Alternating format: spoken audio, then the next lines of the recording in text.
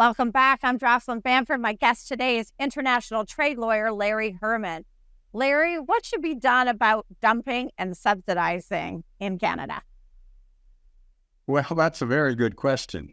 And certainly we want to prevent dumping and subsidized products from foreign markets coming into Canada. I should mention, though, Jocelyn, this is very important, and it relates to the segment we're going to get into. Dumped product or subsidized product is deemed to be unfairly traded, but it's unfair when it injures a domestic industry. In other words, that's a key ingredient in the whole international set of rules. Dumping and subsidization of goods has to be found to be injuring a like domestic competitor. So when there isn't a domestic industry, the law doesn't allow for anti-dumping or countervailing duties to apply. The whole process involves protecting a domestic industry from competition, international competition, as a result of unfair practices, dumping and subsidization. But there has to be a domestic industry that is directly affected by the imported product. Yeah, and I know plenty of manufacturers that are being impacted. So, Larry, what do you think we ought to do about this in Canada? Well, we have the laws. We have to enforce those laws. They are laws that allow an injured domestic industry to bring forward a complaint, and the process then involves an investigation and a hearing before the Canadian International Trade Tribunal to determine whether a domestic industry is injured or threatened with injury from the unfairly traded imported product. There are lots of things that could be improved at the margins, and maybe there's some core provisions that could be adjusted, but that's basically the way it works. It follows the international regime set out in the WTO agreement, and it works pretty well.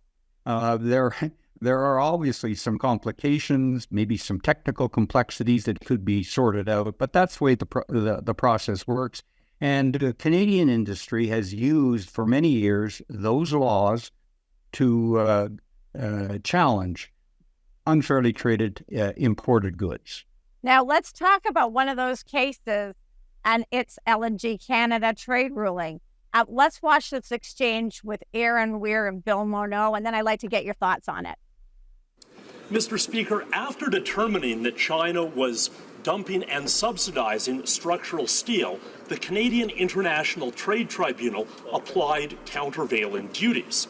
But LNG Canada has sought an exception so that it can ship in steel modules from China rather than building them here. We should seize this opportunity to develop Canada's steel industry. Can this government commit to enforcing existing tariffs against unfairly traded Chinese steel? The Honourable Minister of Finance. Mr. Speaker, this is an important question. There is a process whereby if there's an investment that's being made and if there's an opportunity for something to be purchased that cannot be produced in Canada, that we consider remission orders. That is exactly what happened in the case of LNG Canada. By the same token, we do want to have a situation where we encourage steelmakers to produce the goods that we need here in Canada. That will be our continuing goal while considering exceptions where exceptions are warranted.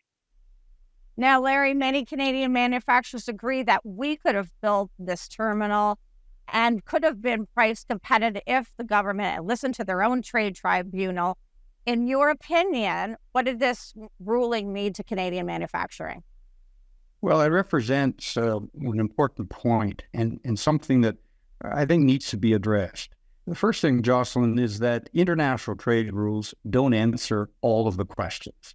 They don't deal with a lot of the policies involved in encouraging innovation in Canada, something that your viewers are primarily interested in. So we have to recognize that you don't find every answer. You don't find every source of a resolution of a difficult international issue by looking at the trade laws. Now, in this case, here's what happened. An anti-dumping countervailing duty order was issued by the Canadian International Trade Tribunal against imported structural steel from China. But remember what I said earlier on. These laws require that the domestic industry be injured by the imports. And that means that the domestic industry has to produce the same product that is being imported. So we're going to take a break and pick it up on the other side because this is an important point. You're watching Canadian Innovators. Okay.